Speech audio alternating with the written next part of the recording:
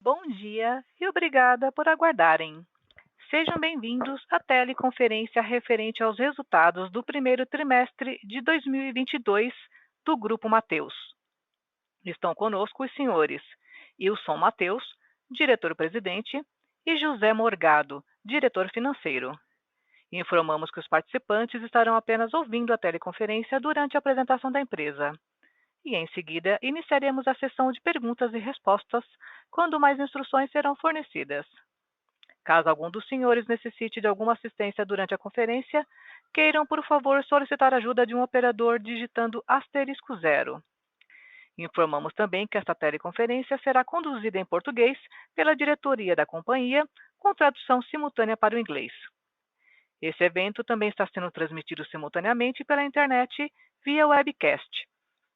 Antes de prosseguir, gostaríamos de esclarecer que eventuais declarações que possam ser feitas durante essa teleconferência, relativas às perspectivas de negócios da companhia, projeções e metas operacionais e financeiras, constituem-se em crenças e premissas da diretoria do Grupo Mateus, bem como em informações atualmente disponíveis para a companhia. Considerações futuras não são garantias de desempenho e envolvem riscos, incertezas e premissas.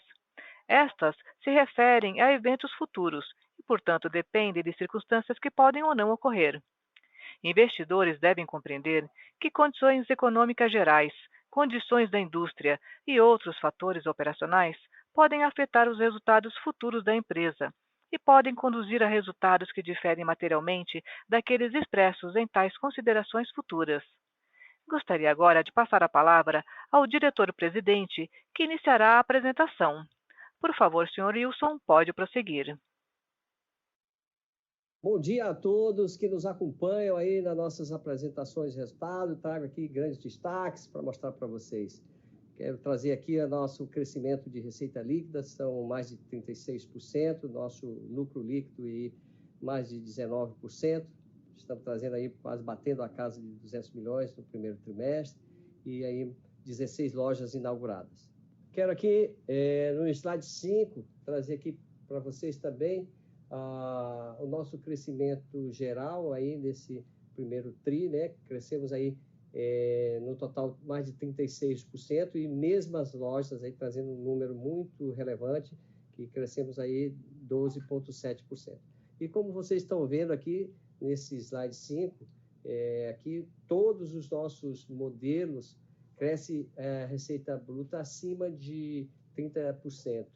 E mesmo as lojas, todos os modelos estão crescendo aí acima de 9%. Bom, trago aqui no slide 6 aí informações importantes aí, com muito orgulho aí, nós aí na quarta posição aí do nosso ranking, né? E para nós é de extrema importância esse resultado. Trago aqui também a premiação aí dos nossos profissionais. Quero agradecer aí a Abras, a nossa associação brasileira, que nos prestigiou com isso, e é motivo de orgulho para nós estar aparecendo aí nessa convenção da Abras e premiando nossos profissionais, e isso nos dá aí muita força e energia para continuar lutando. Bom, eu trago aqui para vocês no slide 8, aqui um número também muito importante e relevante, números de lojas aí, nós crescemos 29%, saímos de 170 para 218, e trago aqui no número de lojas abertas no período aí do primeiro tri, a gente cresce 45%, e em áreas de vendas, 29%.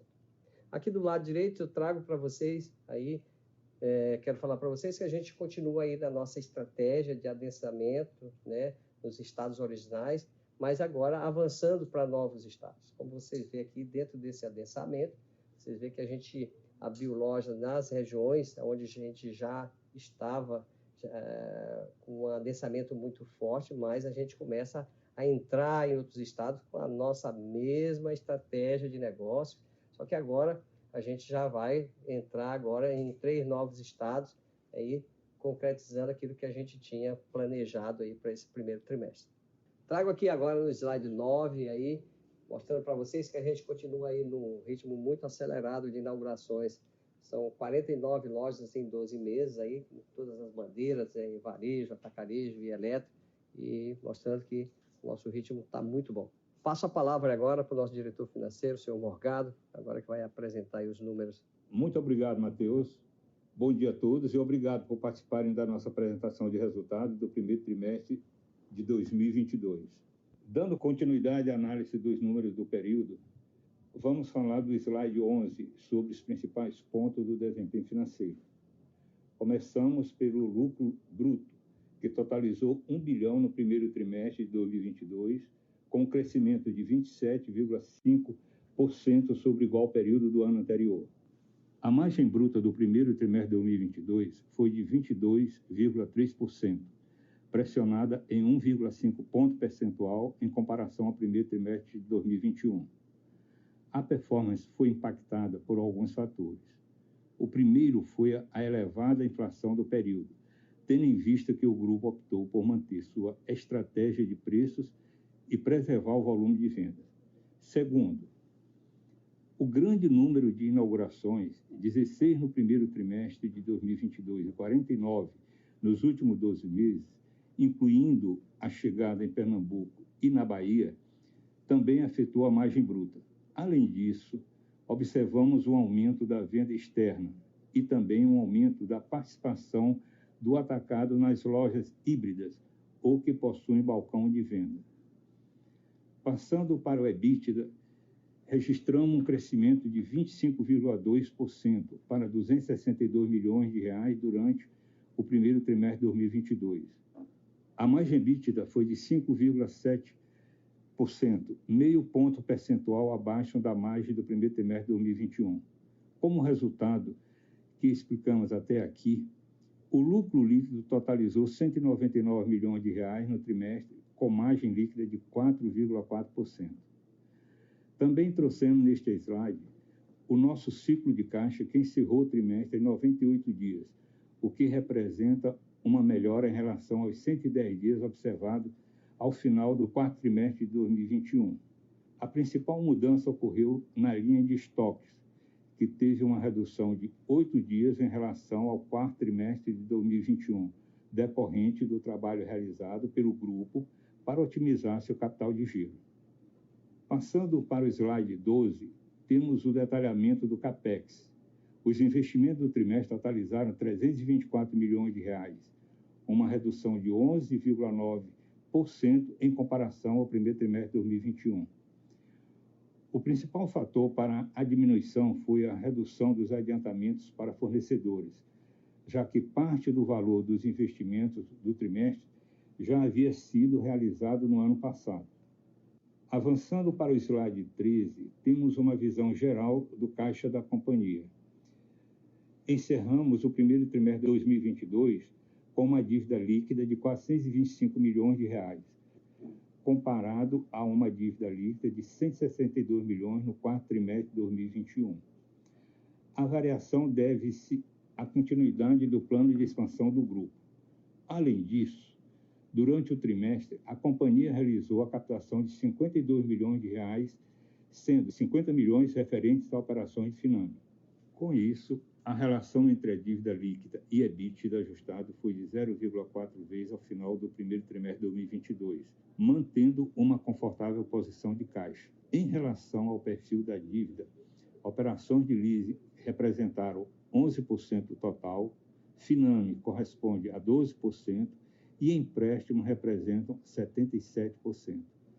No que diz respeito à amortização, 87% dos pagamentos são de longo prazo, com cronograma conforme apresentado no gráfico à direita. Com esse slide, encerro a explicação sobre o desempenho financeiro do trimestre e devolvo a palavra ao Matheus. Obrigado.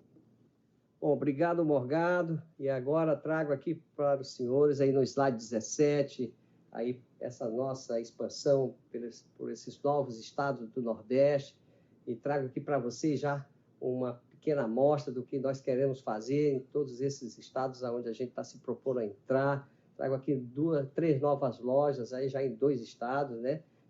Petrolina, Juazeiro e Teixeira de Freitas, onde eu mostro para vocês o tanto que a gente foi bem recebido pelo consumidor.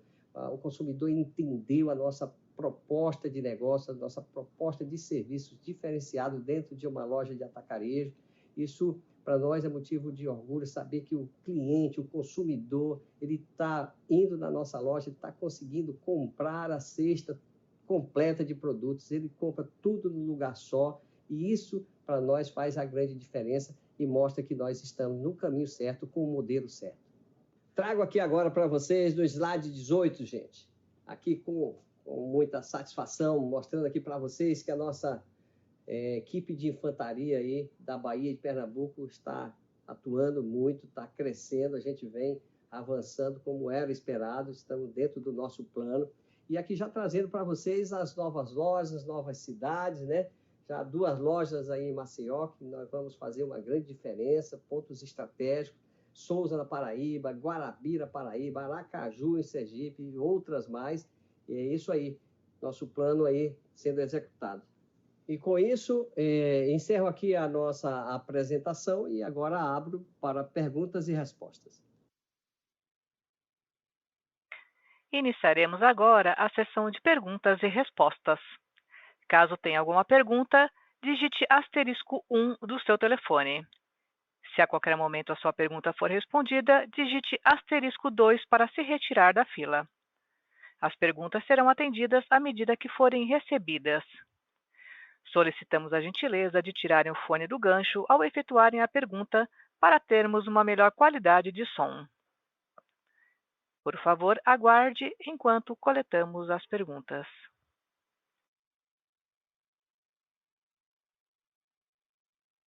Temos uma pergunta de Daniela Eiger, da XP Investimentos.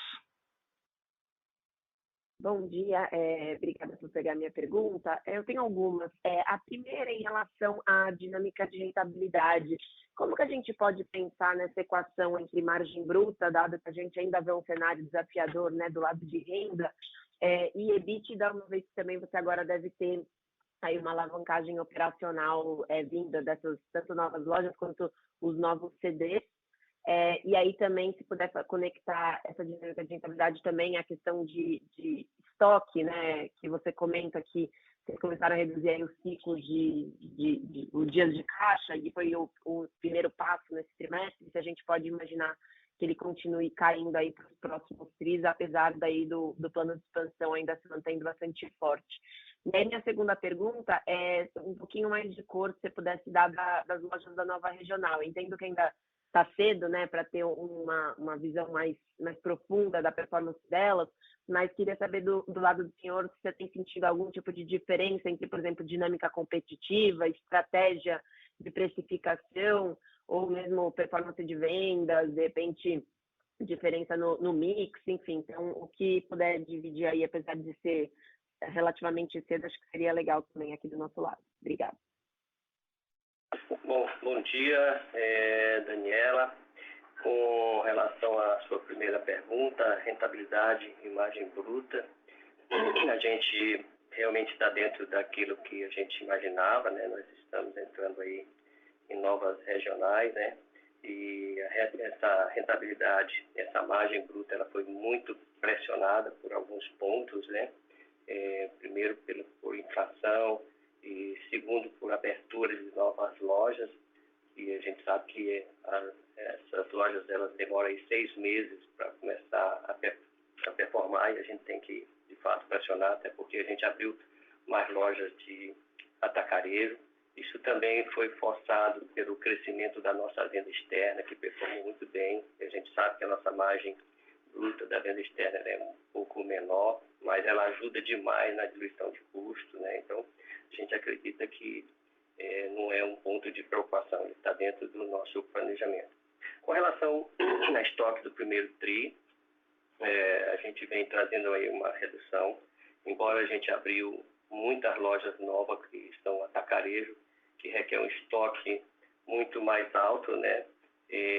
Mas a gente vem conseguindo reduzir gradativamente esse estoque, e a gente espera que ao longo do ano, até final de 2022, a gente esteja bem equiparado com isso. Com relação à loja da nova regional, a gente tem uma diferença, é importante a sua observação com relação ao mix de produto.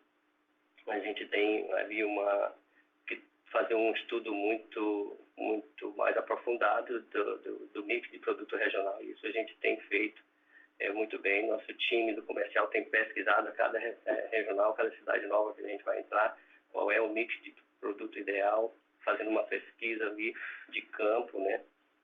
E a gente acredita muito, a regional está indo bem, está dentro do que a gente espera. Para nós, nós estamos num ritmo muito bom e a gente acredita que os resultados virão com o decorrer do tempo. Pessoal, se eu puder fazer um follow-up, seu Wilson, na questão da margem, então o senhor entende que a margem bruta deve se manter nesses patamares aí, dado o nível de inflação e também que vocês continuam abrindo lojas aí no curto prazo, é isso? E aí, em relação à margem EBITDA, só como a gente pode pensar em relação à alavancagem operacional? Olha, vai depender muito, Daniela, da inflação, né? Porque, sabe, está tendo uma pressão muito grande, mas a gente acredita que essa inflação logo ela vai diminuir, mas também a abertura de novas lojas, o nosso atacado há uma tendência de ele começa a maturar e ele começa a performar mais, né? Quando o atacado diminuir, as lojas começam a crescer, mas a gente acredita que vai se manter aí próximo disso, dentro desses patamares. Tá ótimo, muito obrigada. Ok, Daniela. A próxima pergunta é de Marcela Recchia, do Credit Suisse. Oi, bom dia a todos. Obrigada por tomar minha pergunta. Eu tenho duas perguntas. A primeira é um follow-up na pergunta da Daniela, mas sobre o ponto de vista de rampagem de venda mesmo das novas lojas. Das primeiras lojas das novas regionais, da nova regional que foram abertas, como é que você está vendo, Wilson, o ritmo, né, de rampagem de venda, se é algo que está surpreendendo ou ainda está em linha com o que você já via das outras lojas da primeira regional? E a segunda pergunta, ela é mais na gestão de despesas. A gente viu que você conseguiu, né, ter aí um efeito positivo na dinâmica de SG&A, que ajudou a compensar um pouco a pressão da margem bruta. Entender um pouquinho os drivers disso, o que tem levado a essa maior eficiência, essa maior alavancagem operacional e até controle de despesas. Obrigada. Ok, Marcela. Com relação à rampa de venda, a gente está vendo muito positiva, né? A gente saiu com algumas lojas que elas já estão um pouco acima do que a gente imaginava que ela ia começar, né? Mas a gente acredita que nos próximos 12 meses essas lojas vão rampar muito, vão aumentar muito, melhorar muito a venda, e com isso a gente acredita que era dentro do que a gente esperava. Com outra cidade, ali até na regional que a gente já atuava, que não performou aquilo que a gente precisava, mas está dentro daquele um ano que você tem de rampagem das lojas. E a gente acredita que essa rampagem, ela vem, mesmo nas regiões, nas cidades mais difíceis, ela vem com o tempo, com a maturação da loja, né? E essa eficiência de despesas, Marcela, a gente está trabalhando muito forte na redução de custo, principalmente do nosso ADM, né, e de lojas também. Isso vai ajudar demais, né? Fora isso, a gente também vem conquistando alguma coisa em relação a contratos, com backlog, alguma coisa que também vai nos ajudar nisso. Tá certo, Sr. Wilson. Muito obrigada. Ok, Marcelo. A próxima pergunta é de Eric Wang, do Santander. Bom dia, pessoal. Obrigado por pegarem nossas perguntas. Acho que do nosso lado, uma ainda ligada um pouco à parte do working capital, né? Então vocês comentaram bastante da melhoria do ciclo de caixa, de fato ali olhando, né, tri contra tri, vocês fazem um bom avanço. Acho que aqui do nosso lado a gente queria entender um pouco mais, além da parte de estoques, né, que vocês fizeram um bom trabalho nesse trimestre, quais as outras vias a gente pode esperar aí como uma outra alavanca que vocês devem trabalhar ainda no curto prazo? E uma segunda pergunta mais ligada aqui à estrutura de capital, né? Vocês têm aí, querendo ou não, um ano de aberturas ainda significativo em 2022, então queria entender um pouquinho Como que vocês estão pretendendo equacionar, né, questões de necessidade de investimentos mesmo, a necessidade de caixa para fazer o CAPEX desse ano, diante também dessa necessidade de capital de giro? Então, entender um pouquinho mais o que a gente pode esperar em termos de estrutura de capital de vocês para esse ano. Obrigado. Bom, Eric, boa a sua pergunta. Com relação ao ciclo de caixa, a gente vai continuar apertando o estoque, né, que é uma meta nossa e a gente está bastante otimista que a gente já viu esse ponteiro mexer, né, e a gente vai continuar apertando. Mas nós temos um outro pilar que é fornecedor e no nosso prazo a gente vai aumentar um pouco. Nós vem trabalhando porque a gente comprava muita coisa praticamente à vista. E agora nós estamos renegociando com alguns fornecedores para que a gente consiga esticar aí pelo menos 15, 20 dias nessa base de maiores fornecedores. E a gente já está trabalhando e a gente já deve começar a ver isso também aparecer como um fluxo de caixa já já.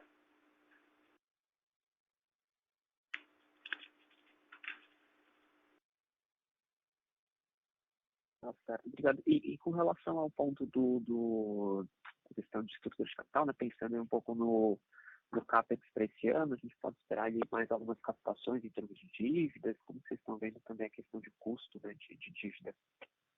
Esse follow-up, por favor. Nós estamos tranquilos, até porque nós temos caixa para fazer grande parte dessa expansão desse final de 2022. Estamos relativamente tranquilos com o caixa que nós temos, até porque nós estamos equilibrando, né? Uma parte nós vamos fazer construção própria, outra parte com BTS. E talvez a gente tome alguma coisa mas é relativamente pequeno, porque a gente vai se preparar mais para o ano que vem. Com relação a este ano, a gente está relativamente tranquilo. E nós temos a geração de caixa nossa que agora vai vir muito forte e que também vai ajudar muito.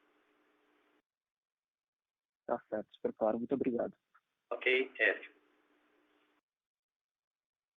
A próxima pergunta é de Maria Clara Infantosa, do Banco Itaú. Oi, seu Wilson, bom dia. Obrigada por pegar a nossa pergunta. Aqui do lado do Itaú, a gente queria entender como vocês estão vendo as perspectivas de vendas para esse segundo trimestre.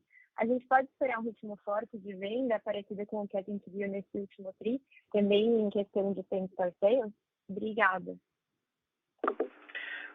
Maria, a gente está muito otimista, né? A gente espera que venha até melhor do que o primeiro TRI, até porque a gente já viu isso em abril e agora nesse começo de maio veio muito forte também. Tanto que a gente traz um crescimento de mesmas lojas bem acima do que a gente esperava. Então é bastante positivo isso aí. Obrigada. Ok, Maria. A próxima pergunta é de Guilherme Domingues, da Eleven Financial. Bom dia, pessoal. Obrigado por pegar nossa pergunta aqui. A nossa questão aqui é com relação ao segmento elétrico, né?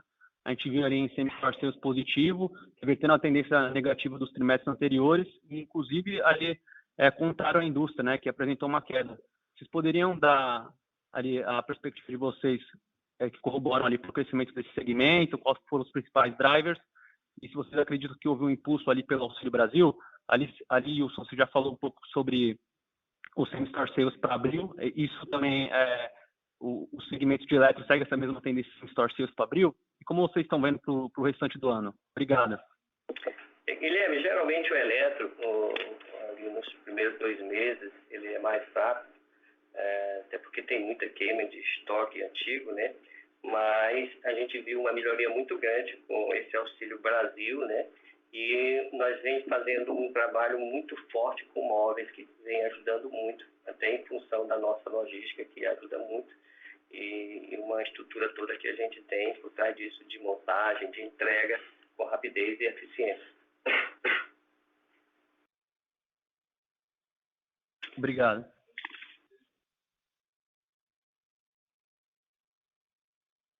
Senhoras e senhores, lembrando que para fazer perguntas, basta digitar *1.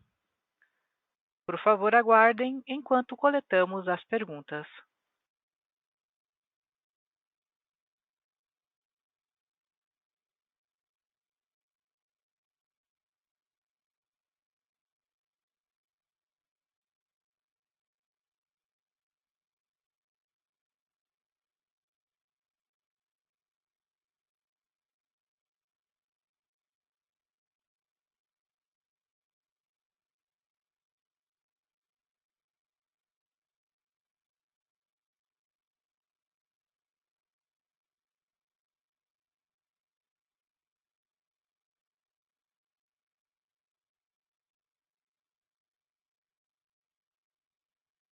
Senhoras e senhores, aguardem enquanto coletamos as perguntas.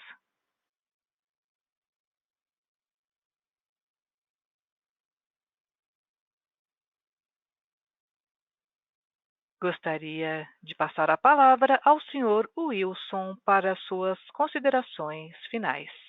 Senhor Wilson, por gentileza, pode prosseguir.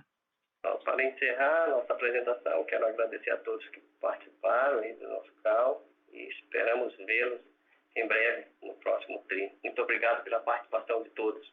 Um excelente dia. A teleconferência do Grupo Mateus está encerrada. Agradecemos a participação de todos e tenham um bom dia.